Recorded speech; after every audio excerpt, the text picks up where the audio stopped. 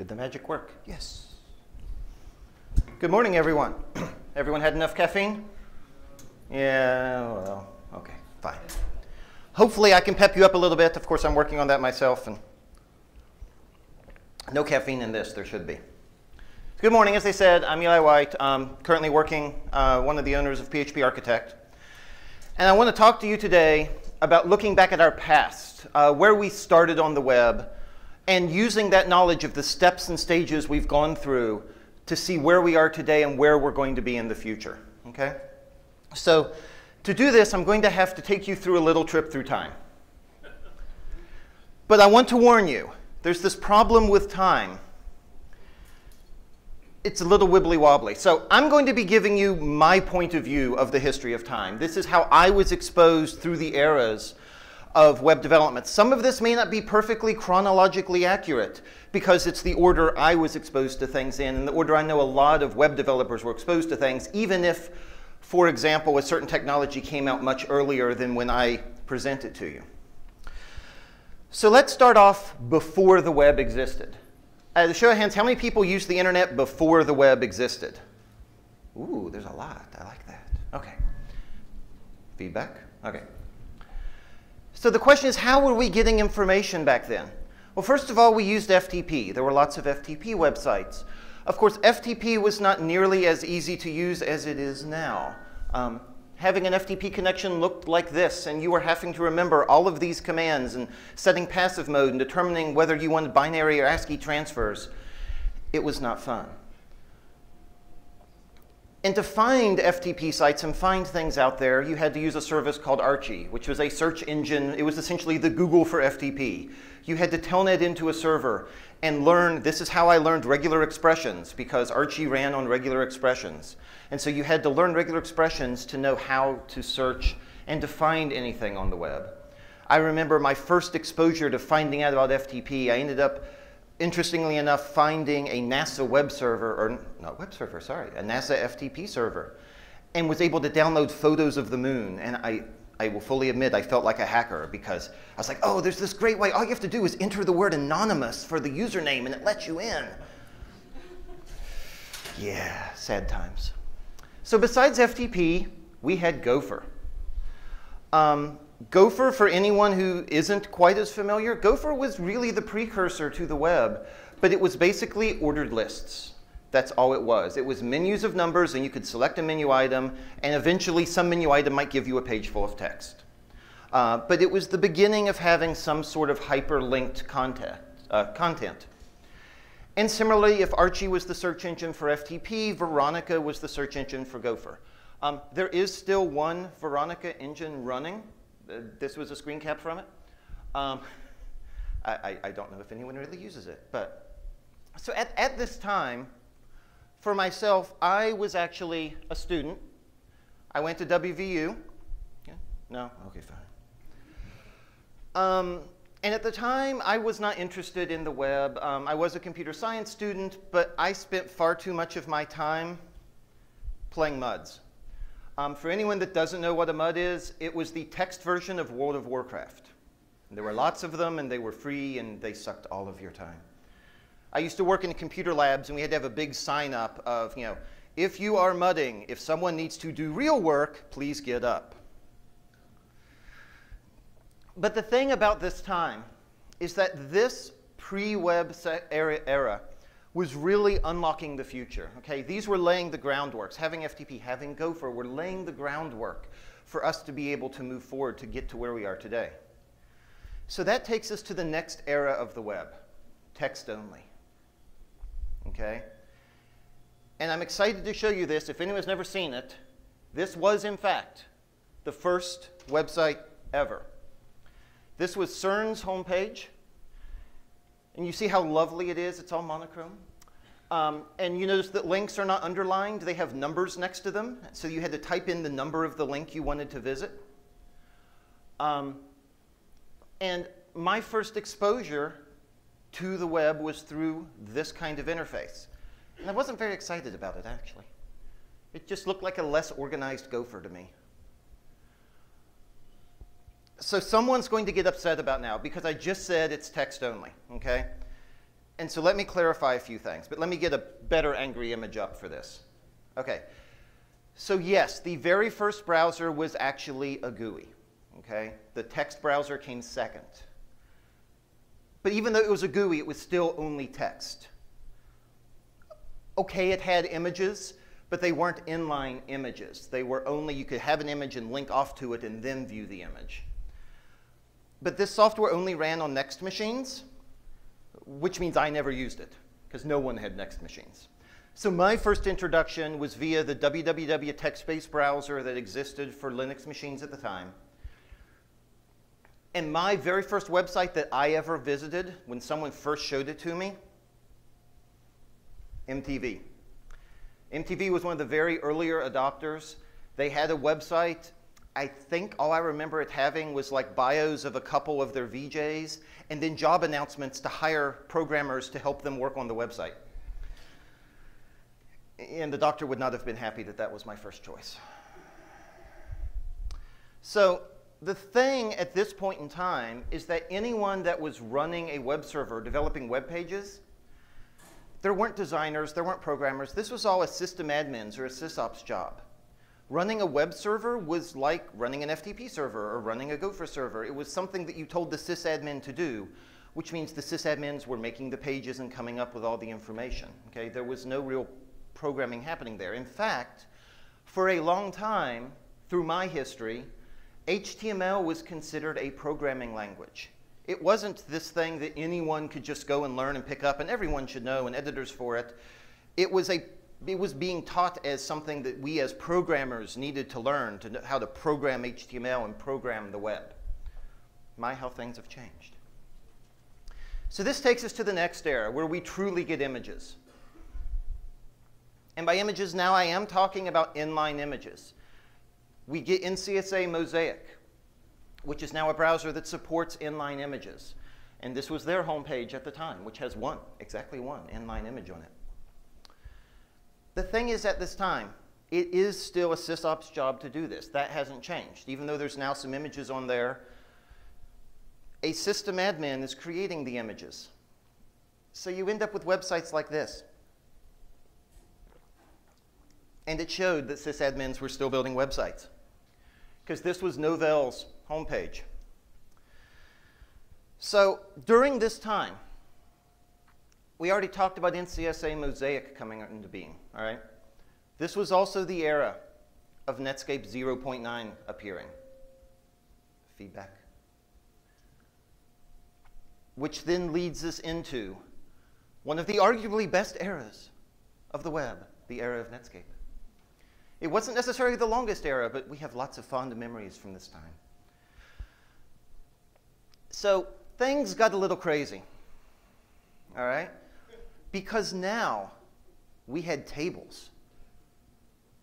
We actually had control over the fonts. Now, I don't mean you could specify what font you wanted. That's crazy talk. But you could specify sizes of fonts. You could have font sizes 1 through 7. But the most important thing that we got during this era that everyone loved were colors. So there's a couple times in this talk I'm going to warn you about things I'm about to show. If you are faint of heart, you may want to look away. But in this era, we had things such as this.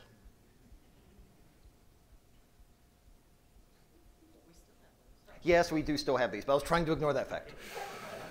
There's no blinking there. Well, it's a screen capture, so it can't show the blinking. In fact, some of these things were blinking on the live website.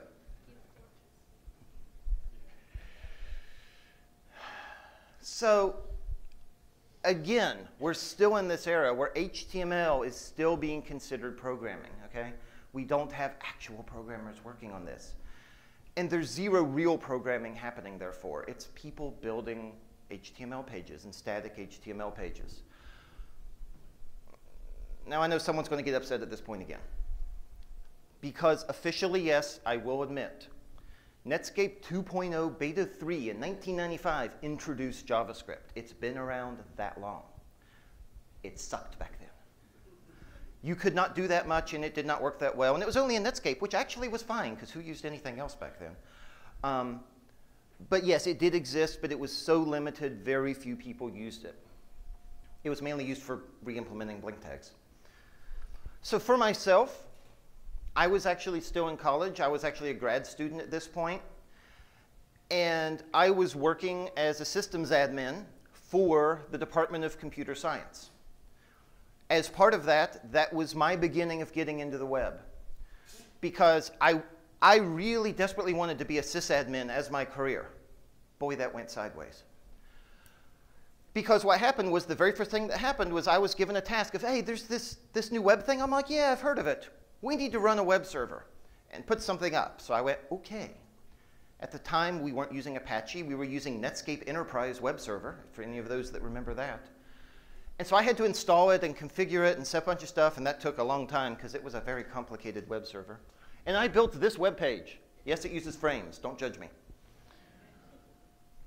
And I thought that this was the greatest thing because, look, I had the little background image there. You can't quite see it on that screen, but there's a background image there. There's some like texture gray, and I have a lot of colors and buttons. And I actually made one graphic using a font for the West Virginia University, and I thought that was the coolest thing. It wasn't all good. I absolve myself of this. I did not make this page, but this is what the professor's pages looked like when you clicked through. Because someone else was assigned to make those web pages. Yeah, let's just move on. So this now brings us into the next era. And this is truly the era of CGI bin becoming king. Okay? At this point, we start calming down. Okay? We're not so worried about the fact we can do tables and colors and everything all the time. Okay, some people still are, but more of us started calming down a little bit.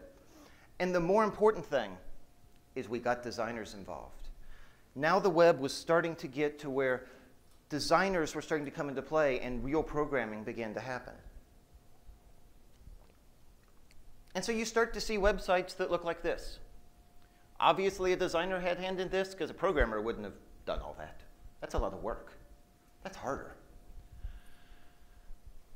Another example of Yahoo around this era, and an early Google homepage with a dog jumping off a ski lift. I have no idea why, but that's the image I found.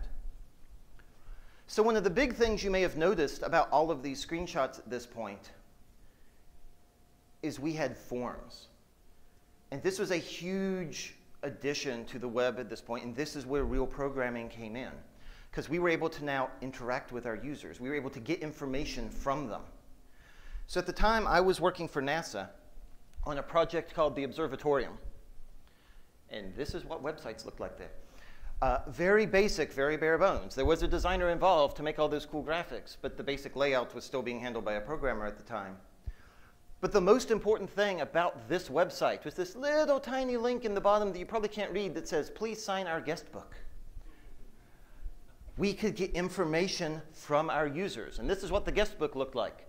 We asked all sorts of information about them, and we thought this was the greatest thing because we basically were able to survey our users.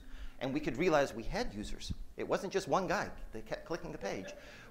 Maybe it was, but he kept putting different names in whenever he kept filling out the guest book. So this was great that we were able to do this. However, at the time,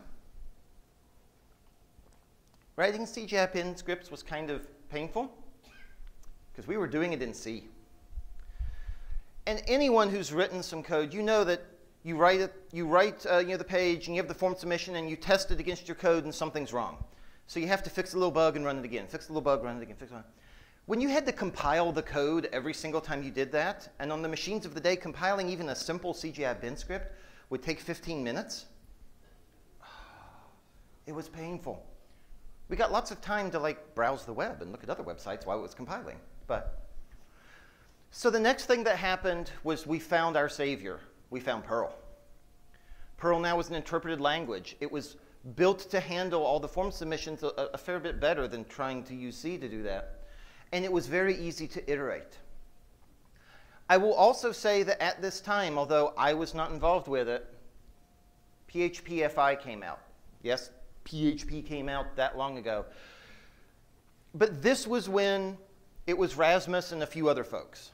And when Rasmus, he tells the stories of anywhere that PHP-FI was installed, He would make sure people gave him credentials so he could log into their servers and fix problems if there were problems. And he could log into their server and manually push updates to PHP. So not many of us were doing this, and I certainly wasn't at the time. I was a Perl guy. And this leads us now to a sad chapter in our history.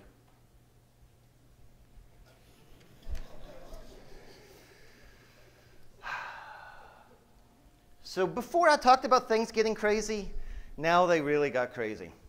All right. So we get Java. You remember this Java icon? Ooh, I see no. Anyone remember this Java icon? Okay, that's better. All right. They were trying to make Java look fun and cool. And so people started making, this was the era of the Java applet, Java 1.1, or sorry, 1.02. That was the Java version that lasted forever. And so lots of people were making Java applets. This was also the era of Macromedia Flash. Note I said Macromedia Flash, not Adobe Flash. This is before Adobe bought them out. This was actually, and I will state this was when Flash was cool. Because Flash, when Macromedia released it, they had this thing that it was going to be this very small footprint. It was never going to affect CPU usage. It was going to run on anything. I saw Flash running on the original Palm Pilot, and it ran smoothly and beautifully. Adobe bought them and things changed. No offense to Adobe. But basically what changed is essentially Flash and another product kind of got merged in a way, and that was Shockwave. Shockwave, for anyone, it's still around. I don't know if anyone really uses it.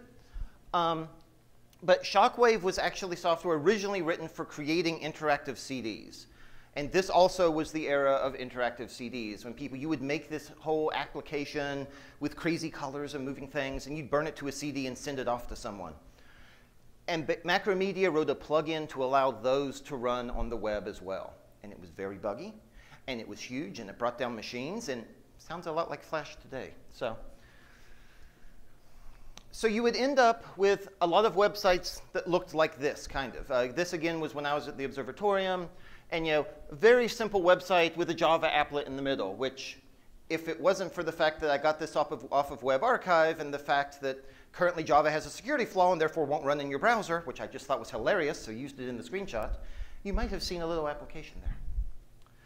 But lots of websites were being built like this, where it was just, a nice application sitting in the middle of a little bit of browser Chrome.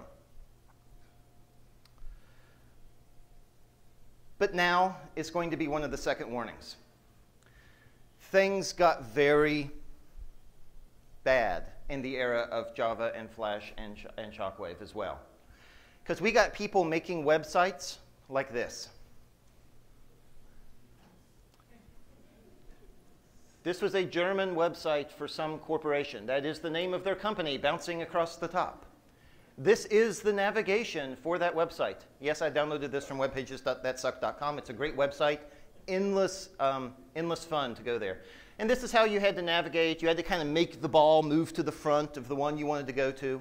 People thought this was a good idea. We've learned, I hope, sometimes. But there were some cool things that came out during this time. And for that, I will use one of my own, which was actually, I ended up going from one NASA job to another. And I was now on a different project, and we were building all sorts of educational tools for kids, but to educate them about space. And this was a Shockwave application that ran online that you would come and click, and a little custom-sized pop-up window would come up, because that was the way to make Shockwave really work. And this let kids learn all about comments. You could click the mix button there, and you could build your own comment by adding ingredients and mix it and see what kind of comment you got. It was kind of cool. At least I thought so. But the most important thing that came during this era of all this craziness is that we got PHP as we know it today. And in this case, I'm specifically talking about PHP version 3, which was really the precursor to all of PHP that we know and love now. But at the time, people who were writing PHP 3 scripts, which was not me, because as my introduction said, I really fell in love at PHP 4. PHP 3 was just still being used for CGI-like things. It was more flexible. You could do more things with it. But mostly, it was just being used as, oh, this is better than a Perl and still being used to just handle some forms and maybe throw a few interactive things on. So now, luckily, things started to calm down a little bit. But also, and more importantly, we get PHP 4. So now all the computer scientists go, yay, PHP 4. Because now we can start doing things like we can make classes, which means we can start making some reusable code. We're not just making one-off CGI type scripts, okay? There are still no frameworks yet, like the day that PHP 4 gets released, per se. But we're getting there. We're starting to get a lot more structure in our code. We're starting to be able to apply computer science techniques to this. And so this allows us to make dynamic websites. I'm not talking about interactive websites, but the fact that we can make a dynamic website was a big thing to us in the day. At the time I was working, again, I said I went from one NASA project to the other. I was working for the Hubble Space Telescope project. And we were in the Department of Public Outreach. Basically, we were the ones that any of the cool images you ever saw, have ever seen from Hubble, have gone through this department as they've gotten it up on the web. And this news center, which holds all the press releases, which was built in 2002, from the look of this, was my first real big PHP project. Because since 1990, they had been releasing press releases, and they had had the forethought to, as soon as possible, to be putting all of these on the web. The problem is, in the early 90s, when they were putting stuff on the web, they were hand-coding everything. And so over the years, there were now 12 years worth of press releases, with anywhere from 50 to 100 press releases a year that had been coded by hand, and the look and feel of them had changed over time. And it wasn't even like that there were good epics of like, oh, we're changing the design for this year. No, it morphed over time as they created each one by hand and started adding more images or video, or in the era of Java and Shockwave, started to add like Java zoom-ins of images and this kind of stuff, and it all became part of this press release. And it became this completely unmanageable thing. And we had this one poor programmer who was assigned to take care of building these press releases. It took her 40 to 60 hours per press release to put it all together by hand. Note with the number I said, that means we were actually doing a press release a week or more often than once a week, and it was taking her 40 to 60 hours to build one by hand. This was a bad situation, and she was not getting any sleep. We were very happy she was doing it, not us, but, and she seemed to like it, but the thing is, we needed to fix this. It was just too much. And they were wanting to put out more and more press releases as well. They wanted to really flood the system. So we ended up building this system based on PHP 4, where there was a class that understood the structure of all the press releases and that could access all the data and pull it in. And then from that, we were able to do things like add browse by category, something you could never do before, where you could now say, show me all the press releases about black holes, or show me all the press releases about spiral galaxies, which could never be done before because it was a bunch of static pages. So this was the greatest thing at the time. So at this time, we were getting down to some simpler design, okay? As you saw from the last slide, there were a lot of designers involved with that to really try to make it work, to get white space where it needed to be. But for those that are Doctor Who fans and might know what's coming or not, it was simpler, but we still like to use a little Nitro 9 from time to time. Any laughs? Anyone? Come on. No. Anyone get it? One person got it? You get the book.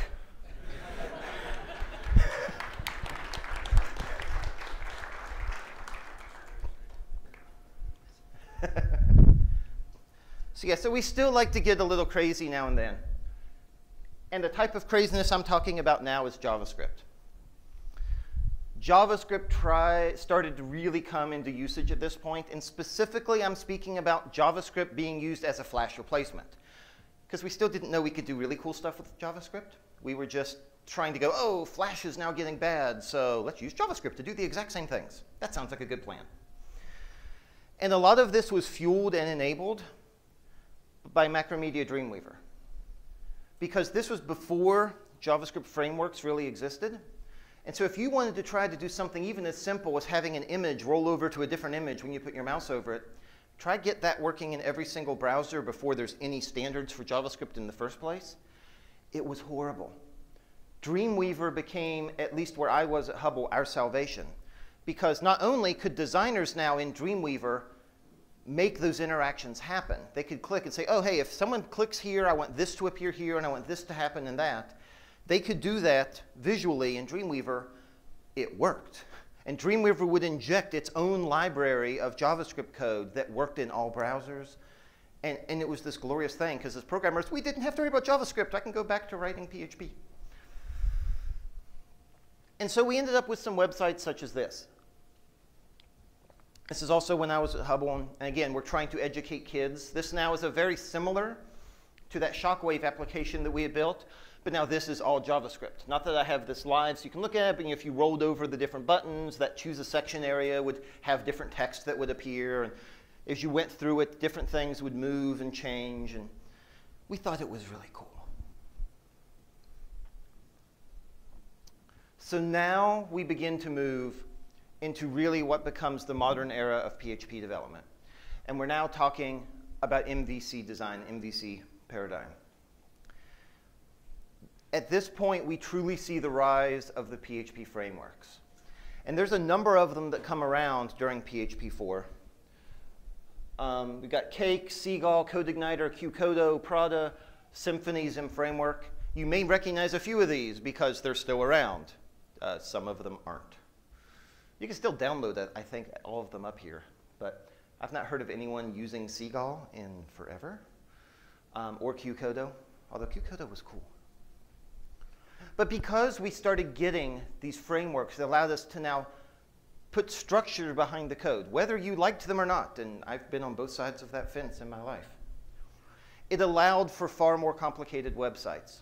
Now, I'm not saying that Microsoft's website was built on PHP at the time, but I felt it inappropriate, given the venue, to show a website that was very complicated and what started to happen. Because you can see, with these little tiny fonts, because I've zoomed out so far to show you this screen, there's so much information on here. To have hand-coded every single one of these pages, there are thousands and thousands of pages, because each one of those links leads you to another depth of trees.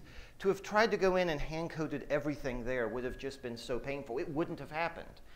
Having frameworks, whether you wrote you one yourself or whether you were using one of those, really enabled you to have structure around your code. And this did start leading us down the march towards PHP 5. Because I will make the argument, and a lot of people will disagree with me, but that's okay, that it was the PHP frameworks that really pushed us to go from PHP 4 to PHP 5.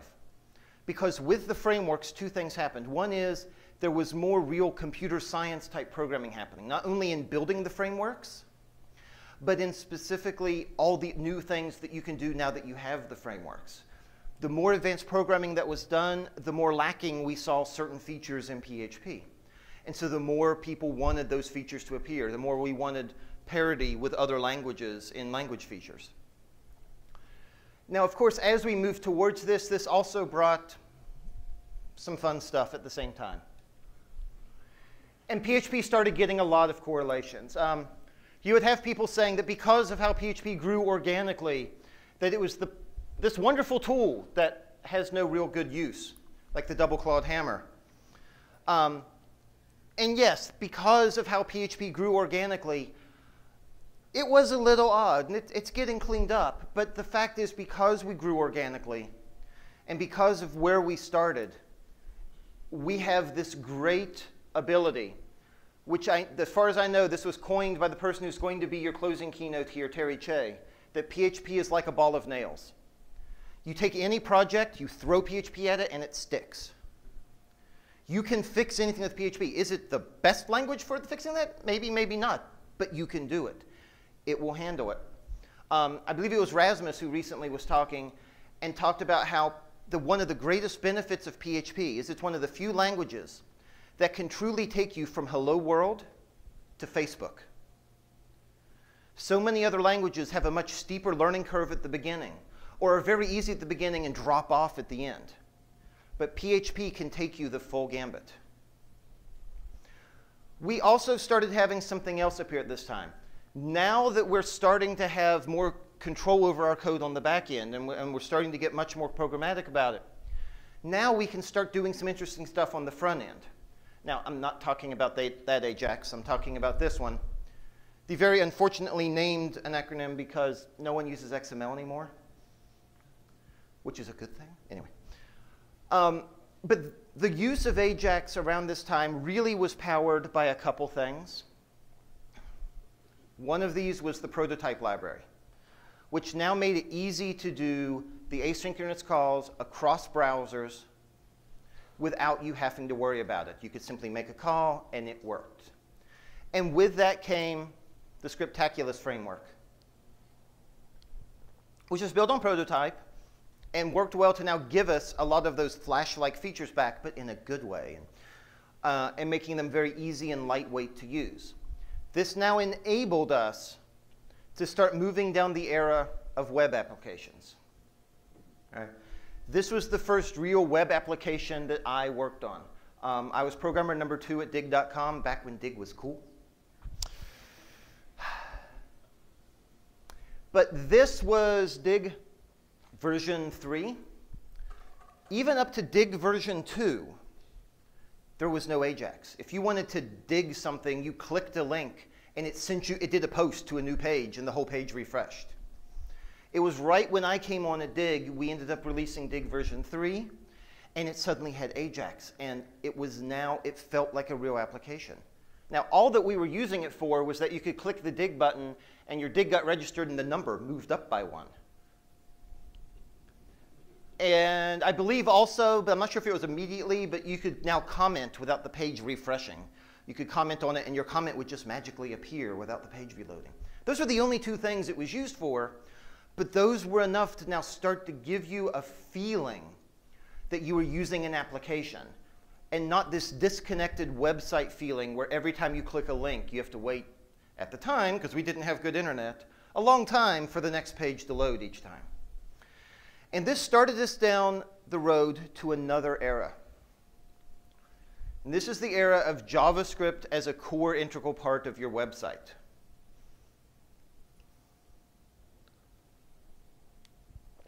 So what starts happening now is that sites are truly built on JavaScript.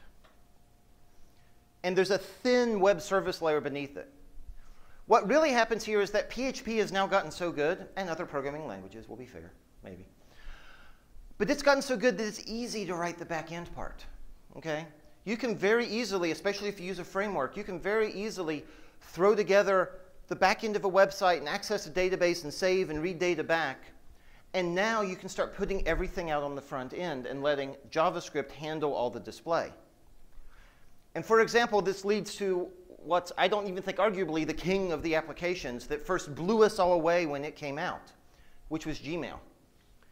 I remember when Gmail very first came out, I was one of those sad people who viewed source because I want to see how they're doing this because it felt like a real application. We had not seen anything like this before.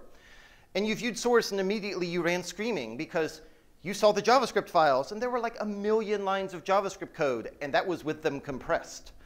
And you have variable names like A, AB, ABC, AX56. But it was crazy when you started looking into it and started pulling up your debugger and looking at what was actually happening. And a very simple request was going to a server saying, give me this person's mail. And a huge JSON payload was coming back with, here's all of this person's mail. And everything else was happening in the browser. The JavaScript was taking all of that JSON data. It was rendering it into this view. It was keeping it all in memory so that it could sort and you could move to the different boxes and that it was responsive as it did so. The fact that this started to happen was now really enabled by the frameworks. But in this case, I'm talking about the JavaScript frameworks that started to appear. The replacements, if you will, for Prototype and Scriptaculous. I'm sure I'll get some hate from that later. But this included, for example, Dojo and MooTools. And what I think most people would hopefully agree with me is the granddaddy of them all at this point, jQuery. Yay, jQuery. But having these frameworks now allowed us to start building these applications, okay? It enabled us to manage all of this and build things on the fly and move things around the screen as if we were writing an actual desktop GUI app. All right, now this is the official point in the presentation for my Boston shout-out. Okay. Because what was I doing at the time? I was working for a Boston company. I was working for TripAdvisor. And I worked one project for them, which was to build their flight search engine. And this was my first website that I built that was truly 98% JavaScript. Because I built it's a meta flight search engine like Kayak, where you go and say where you want to fly, and it searches all the airlines at once and pulls all these results back to you. I wrote the entire back end to this in like a week in PHP. Because all that it was there's one form submission. Location, location, date, date. Done. And then it would take that request, and I also was one of those crazy people who I actually wrote parallel processing PHP in production. That request would come in, and a p control fork would happen. And I would fork off multiple PHP processes, because I'm that crazy. And each one of them would make a separate API request to a different airline, so that they all happened at the same time. And as those requests came back, all those requests were doing were make an API request, understand the result, and then morph it into a standardized JSON format that we could be standardized across. That was all that it did, and it saved it into a queue. The front end then, after making that post, it sat there polling, because this is before we had WebSockets. So it would poll like once a second to go, any results, any results, any results. And there was another PHP endpoint that just checked the queue and said, nope, checked the queue and said, nope. And eventually it would get results back. But everything else was handled. The entire display of this was completely built in JavaScript because it had to be. Because we gave you the ability to sort over here on, you could say, I want flights that are only have one stop, only coming from this airport to that airport, going through this connecting airport, or using this specific flight leg, or on this specific airline, or on this specific type of jet. Some people really wanted that. So we had all of these options. Or, I want a layover, but I want the layover to be longer than 3 hours, but less than 4 hours. And as you changed all of these, the whole display would change. It would resort and show you the options it could. And the only way we could do that is to load all the data on the user's browser, store it all in a very elaborate JavaScript object model structure that we created, and then allow it all to be built on the fly. And more websites are being built this way now. So then we start moving into the rise of the applications. Now in this case, I'm not talking about web applications. I'm talking about PHP applications. Because now something else starts to happen. We start getting applications like Drupal, WordPress, and Magento. And these applications, in the beginning, were just a small little application that someone used every now and then. And they are now taking over the world. And as PHP developers, you need to understand that fact. And for that point, I'm going to try to drive this home with a few statistics here, okay? So, and I'm going to have to walk over here to read these because it gets fairly small print. So, I searched around and got a number of specific statistics about WordPress, Drupal, and Magento at this point. So first of all, as of about a week ago, I haven't checked since, there are 69 million WordPress sites in the world. Automatic knows that for a fact, that that's at least how many there are, because every WordPress site in the world phones home to look for updates. So they know how many sites are phoning home. And this is not counting multi-WordPress installs where it's one WordPress that runs like 12 different websites. That just counts as one on this. They also know, because when WordPress phones home, if you tell it that you can, it sends some statistics, some basic statistics. They know there's over 357 million people view more than 11.3 billion pages each month via WordPress. Now, if you look at the top 10 million websites in the world as counted by Alexa, so this takes out any of the little small ones at the end, and you don't even count subdomains. So in the case of like PHP Architect, we have like 5 subdomains. We only count as 1. First of all, the very important thing to everyone in this room is 80.8% of all websites run PHP. We have one. Number two, if you're interested, is ASP.NET, which is 19%. Between the two of us, that's it. Everything else that's not PHP or ASP.NET is down under 1% in total. Now, of these 10 million websites, 19.3% are running WordPress. 19.3% of the websites in the world are running WordPress. 2% use Drupal, and 0.8% use Magento. And those are the top applications running websites. Now, if you do some math here, that means if you look at that 80.8% of PHP projects, it means that of all PHP projects, of all PHP websites out there, 24% of them are WordPress, 2.5% are Drupal, and 1% are Magento, which means 27.5% of all PHP websites out there are running one of these three applications. It means 1 in 4 PHP projects out there are actually running one of these applications, and this percentage is only growing.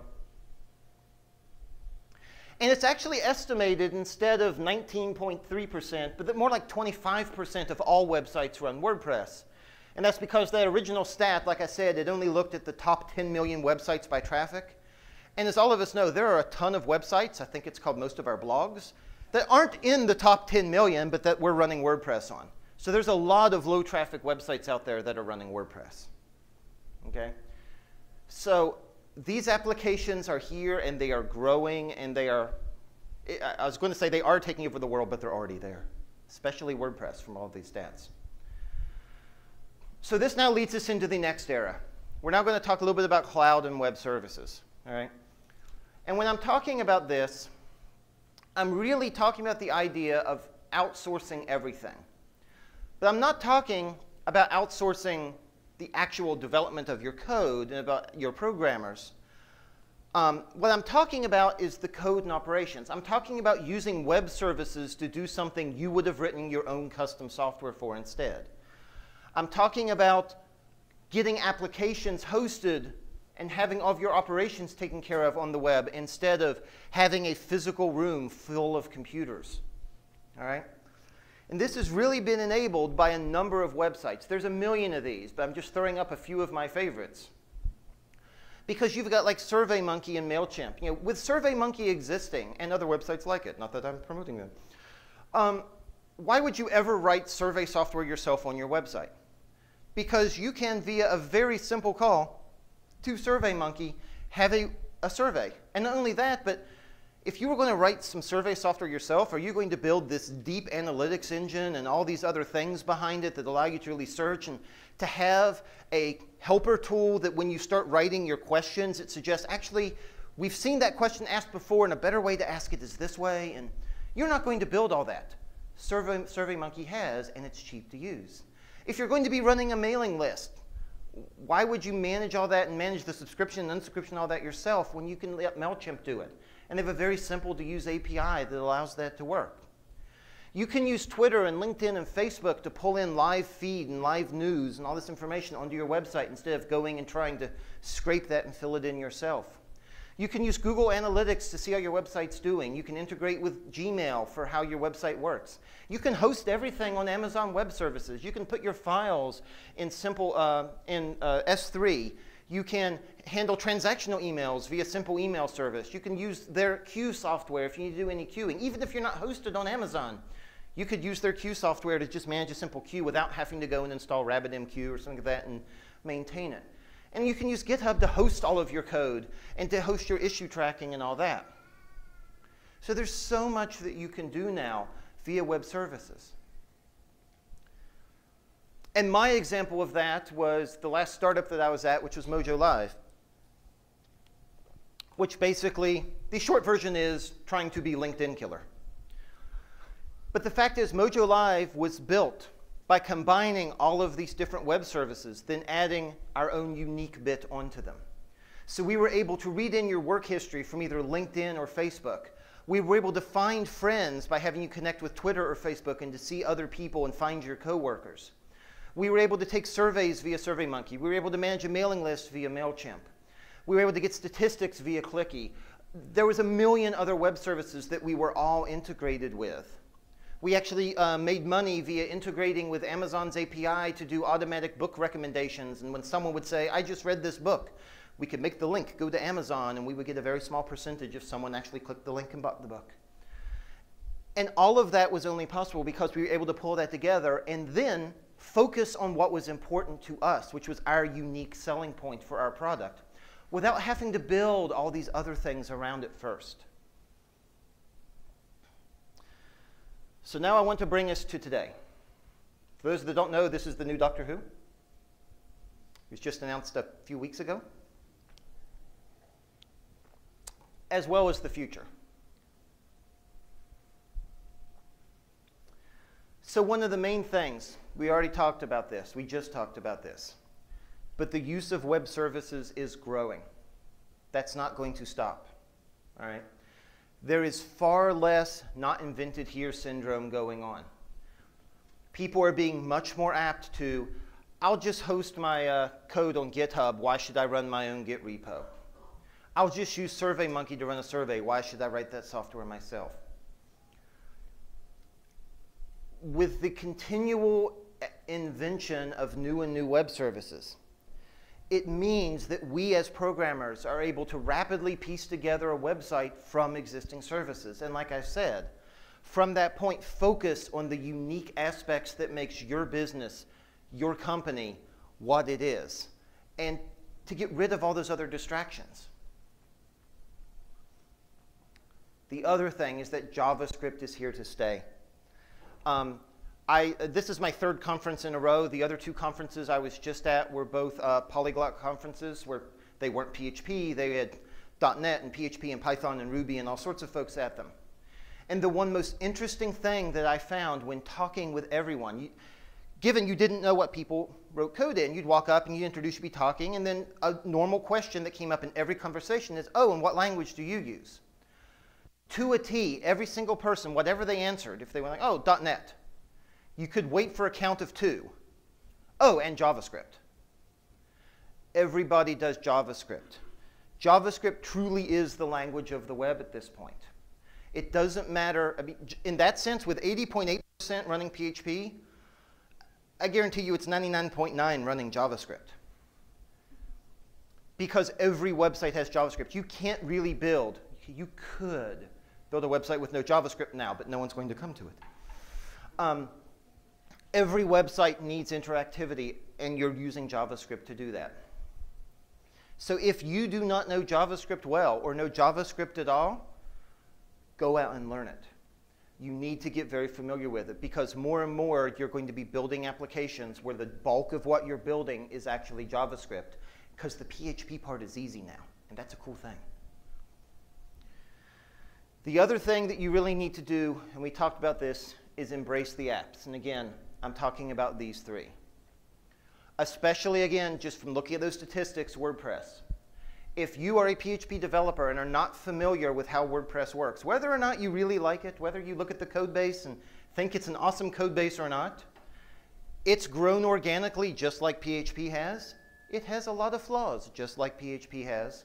But the fact is, when 1/4 of the websites are using WordPress, and more companies are wanting their things built on WordPress because it has a good admin UI to allow them to come in and add things, more and more projects are going to be going to WordPress. PHP Architect, the front end of all of our websites at this point, got recoded a few years ago and is built on WordPress. We have a web services back end that handles all the customer stuff and delivering magazines and who signed up for which conference and all that. But the front end are a bunch of WordPress plugins. And I will have to say, modern WordPress, if you've looked at it in the past and you want to look at it now, it's very easy to actually get in there and to build something very quickly. And they even have ways to handle Ajax and everything else. So you really need to embrace these, not shun these, reach out to these other communities. There are tons of people in these communities. The DrupalCon that exists once a year gets 3,000 people to it now. No PHP conference gets 3,000 people. DrupalCon does. The other thing that is happening today and happening in the future is mobile. Mobile isn't just where we are and what we're doing today in this phase we're going through. Mobile is the future as well. It's where everything is going. All right? And now I'm going to try to scare you with a few mobile statistics as well. Some of these, if you were at Jen Kramer's talk yesterday, she shared a few of the same numbers. So 58% of all US consumers already own a smartphone. This is consumers. An 8-year-old is considered a consumer for these statistics.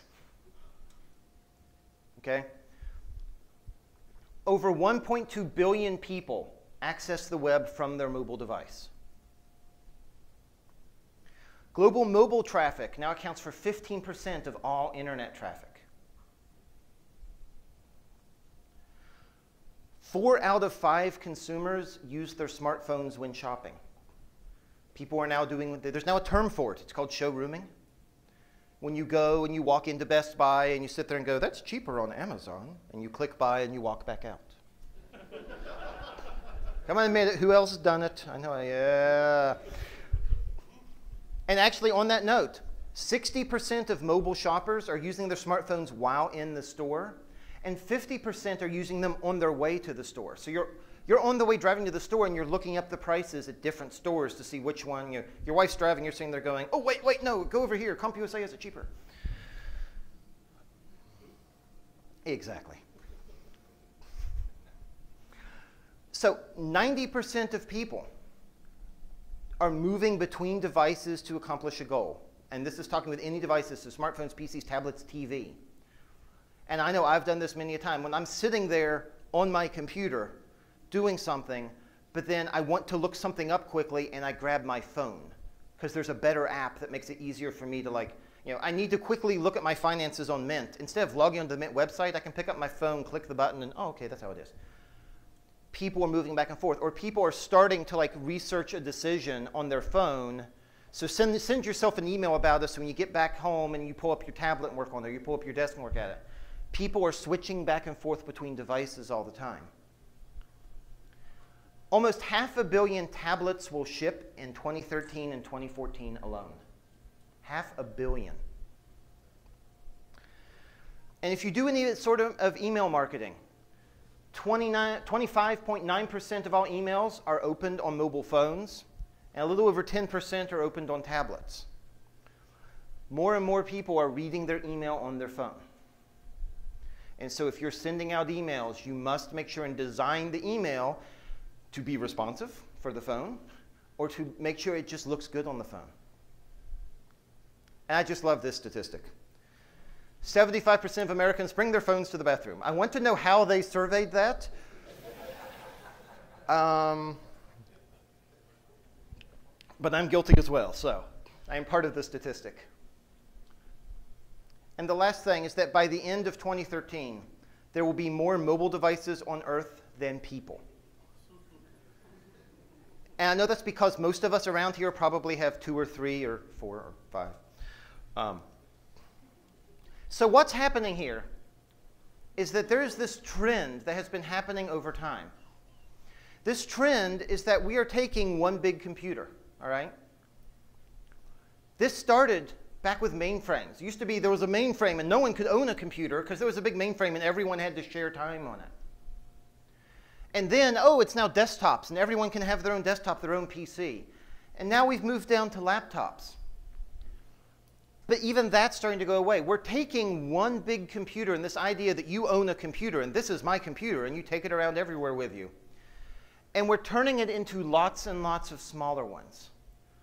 More and more often, people are walking around with multiple devices on them. We're getting lots and lots and lots of devices. And people are spending time on each of their devices for specific purposes. I myself am walking around here with a phone, an iPad, and a computer.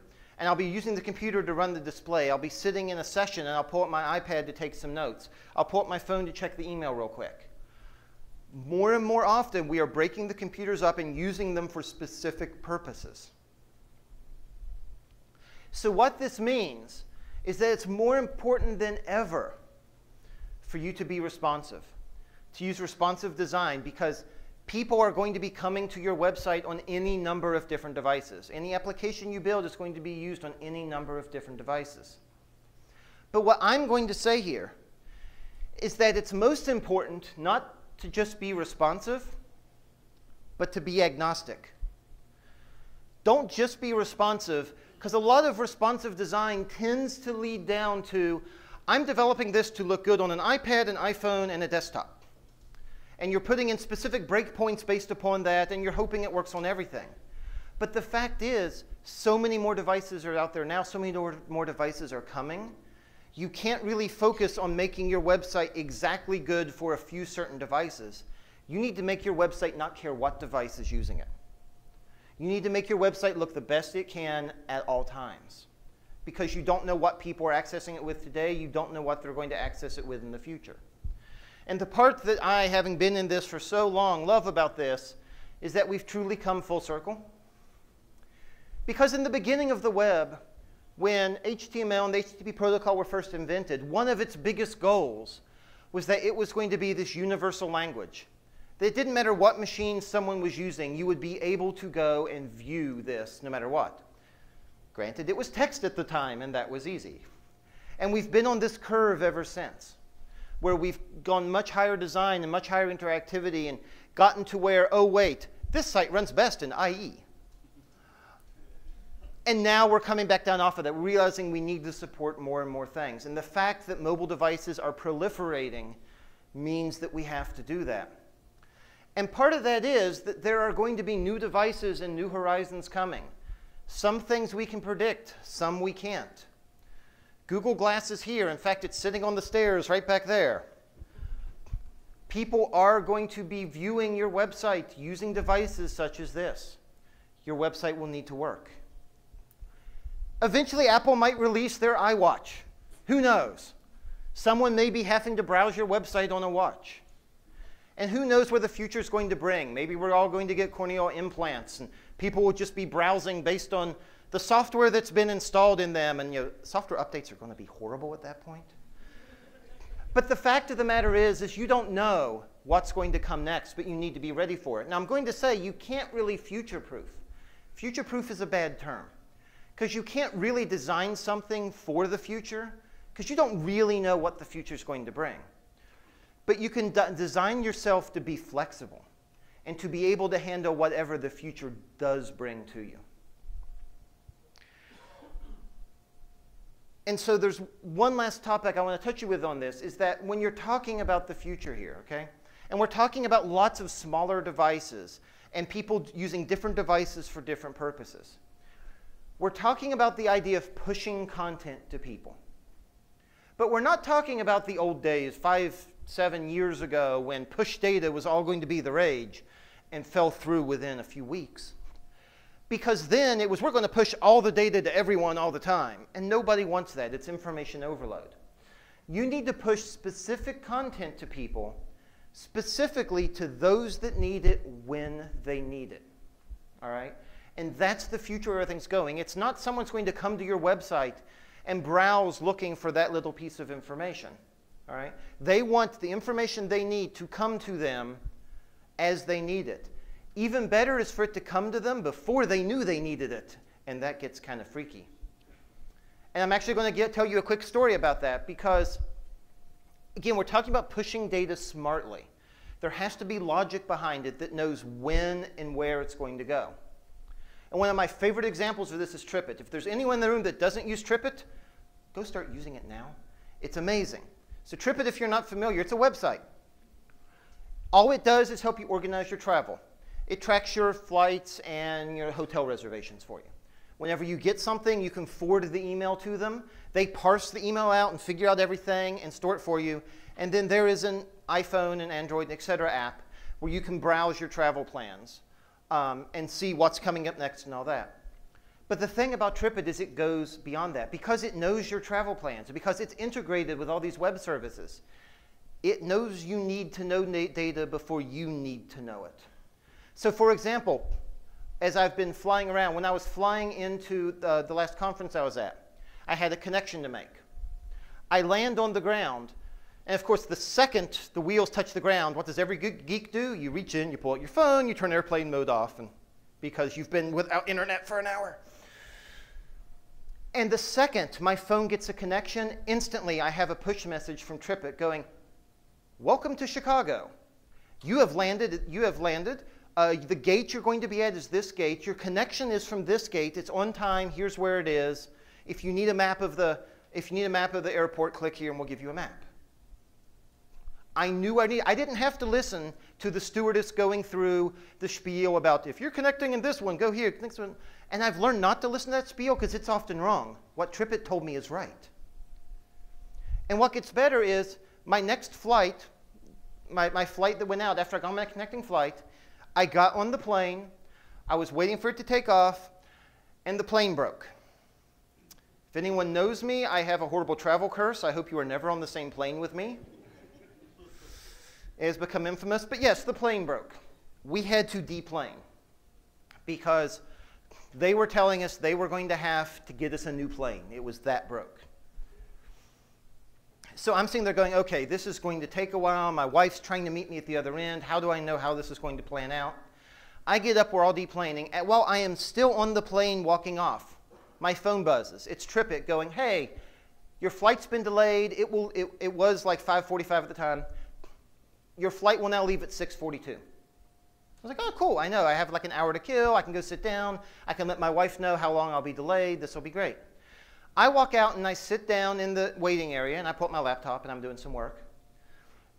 The gate agents are talking and going, hey, everyone, I'm sorry. We don't know exactly what's going on. We don't know when your flight's going to leave. They're not telling us anything. We'll let you know something by 6:15. And I'm looking down going, it's leaving at 6:42. At 6:15, they come back on like, hey, everyone, we just heard they're getting you a new plane. You'll be able to leave at 6:42. I knew more information than the gate agents did. The gate agents should be using TripIt. I don't know how TripIt does this, but I don't care. The fact is it gives me information before I even knew I needed it. And that's the amazing thing.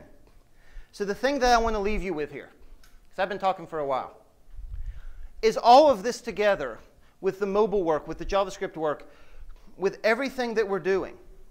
We are talking about building a different type of application, a different type of website now.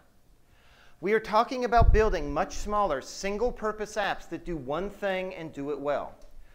TripIt is a great example. It helps you manage your travel. That's the one thing it does. And it does it amazingly well. It gives you directions to get from the airport to your hotel. It tells you, it actually will do, like if it knows when your flight is, it will come up with a timeline for you based upon where you are, so I know what time I need to check out of the hotel and what time I need to be in a taxi to get to the airport based upon traffic. It lets me know all these things. It does it amazingly well. So what you need to do, and what I want to inspire all of you to do, is to go out there and find a specific need, a very small thing, a niche thing that no one else is doing. There are a million things out there. It may be that carpenters needing to find the right size nails for their job and doing it while on the job site by taking a photo of a nail and having that go, oh, hey, you can buy those at Home Depot for 2 cents. Maybe that's the niche. But there are millions of little niches out there. You need to find a need that someone has and develop an app to fill that need. And for anyone paying attention, I did just completely switch genres, and I'm now talking big weld. Find a need, fill a need. And that's what I want to leave you with today. So thank you very much.